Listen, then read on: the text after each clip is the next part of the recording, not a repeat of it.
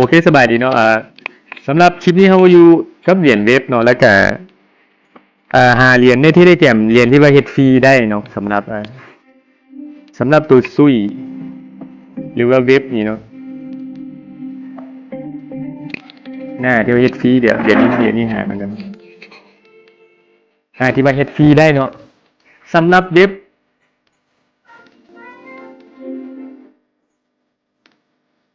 เอ่อเข้ามาหน้าเข้ามาเก่งเนาะหน้าเกมบริเวณหน้าอีเวนต์เนาะหน้าอีเวนต์แล้วก็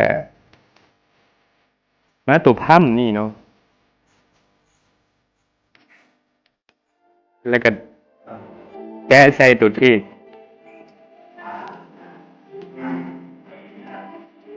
เป็นปิดกรณีนี้เขาหาเหรียญเว็บเนาะจะได้เป็นเว็บเลย URP แล้วก็เข้าไปหน้านี่เนาะแล้วหน้าเทคตัวนี้มันจะมีกิจกรรมอยู่ตัวนี้เห็นไปแล้วเนาะกิจกรรมอยู่หน้านี่เนาะแล้วเราจะได้นะตัวเนาะมาสปิดเนาะตัวอย่างตัวนี้ตัวของนี่มีอยู่3 ตัวก็คือหลักๆก็มีการไปติดตามเขาเจ้าเนาะแล้วก็ไปโฟโล่แล้วก็เอ่อโฟโล่เนี่ยเหรียญอื่นแล้วก็ไปที่เหรียญอื่นเนาะที่ว่ามันเชื่อมกันอยู่เนาะก็จะได้ตัวนี้เนาะตัวอย่างตัวนี้มีอยู่3 ตัวเนาะได้อยู่25เนาะแค่นึงมันก็มี NFT แล้วก็มีเหรียญอื่นๆเนาะอยู่ในโหมดตัวนี้ก็คือมา NFT ได้เนาะ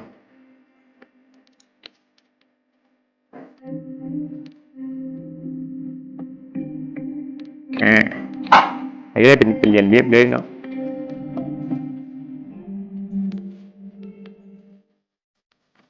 ปัจจุบันนี้อีเวนต์ที่ว่ายังอยู่ปัจจุบันนี่เนาะที่ว่าเฮ็ดได้เป็นปีเนาะเอ่อแล้วก็หน้าบล็อกเนาะหน้าบล็อกตัวนี้เนาะTGE เนาะให้เขาแกะเข้ามาแล้วก็เฮ็ดกิจกรรมตามนี้เนาะตามบล็อกตัวนี้ก็จะได้เป็น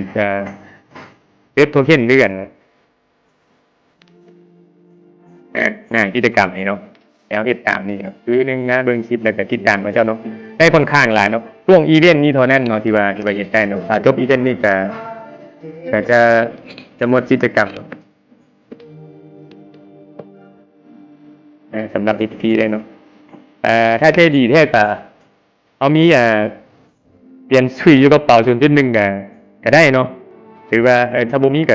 เฮ็ดได้ก็ได้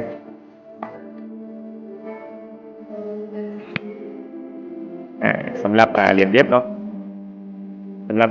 ผู้ใช้ใหม่อยากจะมาลองเฮ็ดหรือว่าเขาเฮ็ดฟรีไปก่อนนั่นแหละเก็บไปก่อนแล้วก็ค่อยๆเข้าไปexchange เนาะเก็บก็คือเอาเหรียญไว้ก่อนตัวนี้ก็เรื่องจากนั้นนั่นแหละครับแล้วที่ว่าเหรียญที่ว่าเฮ็ดฟรีเลยนี่อีกเหรียญนึงเนาะเป็นแท็บคอยนี่ก็ฟรีเนาะบ่ได้ใช้ทุนเนาะ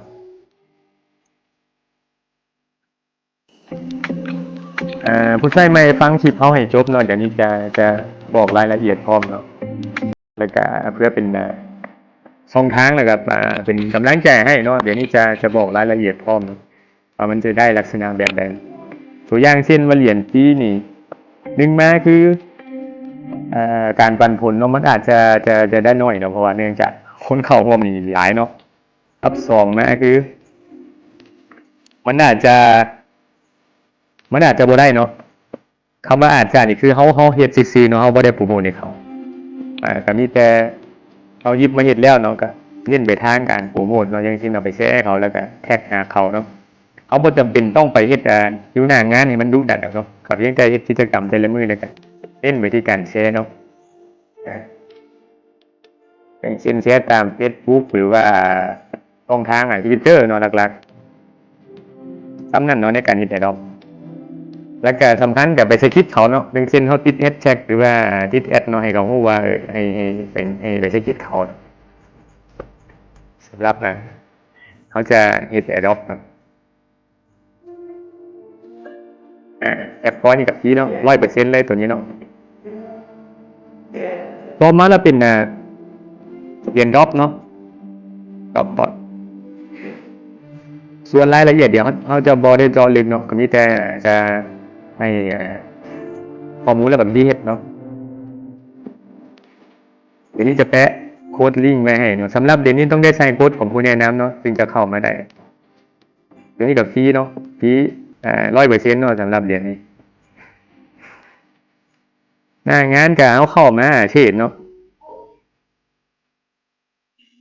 อย่างเช่นวันนี้เทรดเข้าไปบิตคอยน์เนาะเดี๋ยวนี้ท้ายว่ามันขึ้นเนาะถ้ามันขึ้นภายใน4 ชั่วโมงก็จะได้ทุกชิ้นมันจะมันจะกดล็อกไปตามรีวิวเขาเนาะถ้ามิดกันอาจจะเป็น1 ชั่วโมงก่อนเนาะอันนี้ท้ายพิดภายใน1 ชั่วโมงเขาท้ายว่ามันขึ้นหรือว่ามันลงเนาะถ้าท้ายถึกอาจจะได้ทุกชิ้นไป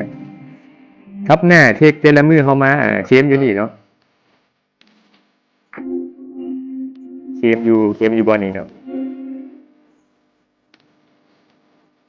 แล้วก็หน้างานพวกนี้เนาะเขาเทรดก็ได้หรือบ่เฮ็ดก็ได้หน้างานพวกนี้มันจะลิงก์มันจะแตะไปหาเหรียญที่ว่าอยู่ในเป็นพาร์ทเนอร์ของเขาเจ้าเนาะ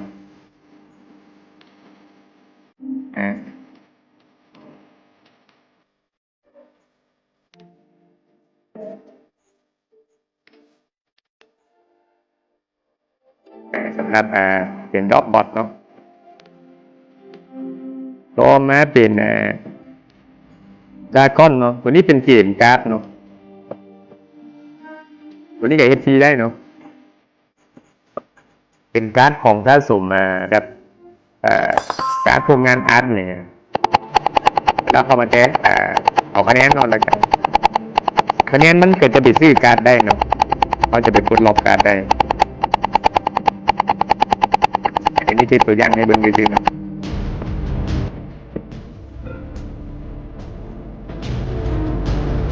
คะแนนที่ว่าเขาได้จากตัวอัพจีนมังกรมันก็จะเอามาเปลี่ยนเป็นการ์ดการนี่ก็แน่นอนเอาไปซื้อไปเอาไปขายในตลาดไม่เป็นแคปได้เนาะ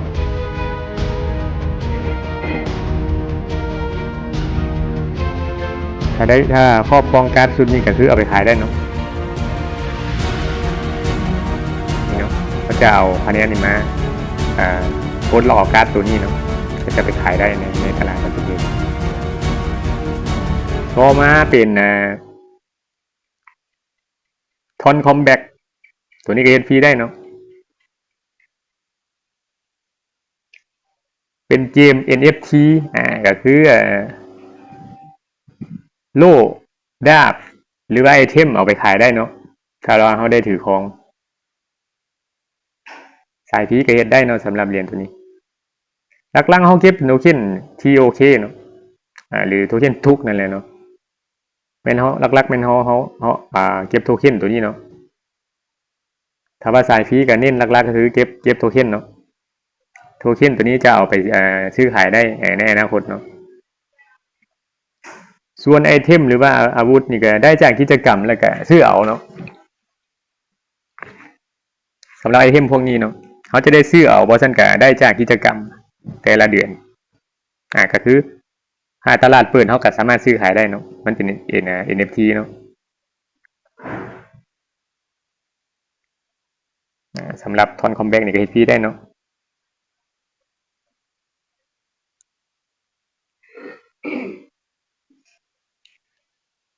ต่อมาเป็นเหรียญบัมเนาะเหรียญบัมนี่เหรียญบัม1 HP ได้เนาะมันก็กำลังจะเปิดตัวแล้วเนาะก็คือปัจจุบันนี้ก็ซื้อขายลงหน้าได้อยู่7.io นั่นแล้วก็กำลังจะไปซีซั่น2แล้วก็เปิดตัวเข้าตลาด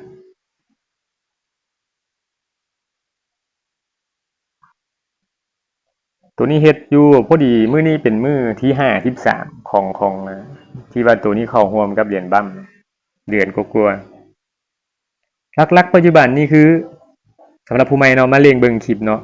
ถ้าว่าเริ่มเฮ็ดจากปัจจุบันนี้ก็มีแต่เบิ่งคลิปเนาะเน้นวิธีการเบิ่งคลิปเนาะแล้วการเบิ่งคลิปนั่นน่ะแล้วก็พวกอยู่คอมมูนิตี้เขาเจ้าจะแปะโค้ดไว้ในแชทหน่อยเอาโค้ดมาใส่ คอมเมนต์ที่ว่าเฮาไปเบิ่งคลิปเขาเจ้าอยู่YouTube เนาะแล้วก็คอมมูนิตีเขาเจ้าซอยกันเขาเจ้าจะเอาโค้ดแปะใส่ในคอมเมนต์เนาะเฮาจะเอาโค้ดตัวนั้นน่ะมาใส่เนาะเฮาบ่เฮาอาจจะบ่เบิ่งคลิปจนจบเนาะเบิ่งจักครึ่งหนึงก็ได้เนาะแล้วก็มาเล่นเกมได้นี่แต่ละมื้อนี่เนาะสำหรับเหรียญบั้มค่อนข้างจะใหญ่เนาะเหรียญนี้ค่อนข้างจะใหญ่เพราะว่าเขาเป็นแลกเปลี่ยนอ่าสำหรับเหรียญฟรีเนาะที่ว่าเฮ็ดได้ปัจจุบันนี้มีอยู่2 4 6เหรียญนี่แหละเนาะแล้วก็เหรียญมีเฮาจะพักไว้ก่อนเนาะจะเน้นเป็นเหรียญที่มันมีหลังบ้านแล้วก็มีเป้าหมายเนาะตัวนี้แม่นในชุดนี้แม่นเห็นฟรีได้เนาะ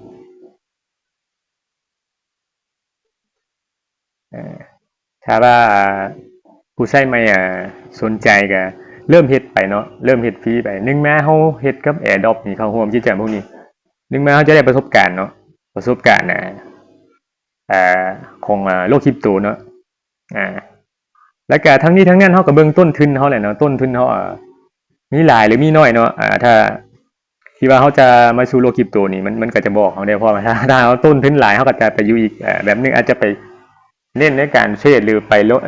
ปลงทุนที่ว่าโปรเจกต์ที่ค่อนข้างระดมทุนสูงเลยเก็งกำไรเนาะถ้าว่าชุด AirDrop นี่ก็จะเป็นคนที่ว่าทุนน้อยเนาะคืออย่างตัวนี้เองเนาะใช้ทุนน้อยแล้วก็ใช้ทุนน้อยแล้วก็บางอันก็จะเป็นฟรีสิโดยซ้ำเนาะคือเฮาก็เฮ็ดในเวลาว่างเนาะแล้วก็เฮ็ดเวียกประจำไว้พร้อมเนาะคือหลักๆมันเป็นการออมเงินเนาะเฮามันเป็นการออมเงินเนาะนึงมาตัวนี้เองก็จะส่วนหนึ่งก็จะมาเฮ็ด AirDrop เนาะแล้วก็ส่วนหนึ่งก็เอาเงินเดือนตัวนี้เองไปออมเหรียญใน Exchange เนาะไปซื้อเก็บไว้เนาะแล้วก็ส่วนหนึ่งก็เข้ามาเฮ็ดนำ AirDrop เนาะนี่เฮ็ดมาพอดีปีนี้มันเป็นปีที่4เนาะนี่เฮ็ดมาตั้งแต่ปี2021เริ่มจากปี2021แต่เฮ็ด AirDrop มานี่แหละเนาะก็เริ่มจากตัวนี้เองก็บ่ได้เข้าถึง Exchange เทื่อเนาะก็ฮู้แต่ว่ามักเนาะมักบล็อกเชนแล้วก็มั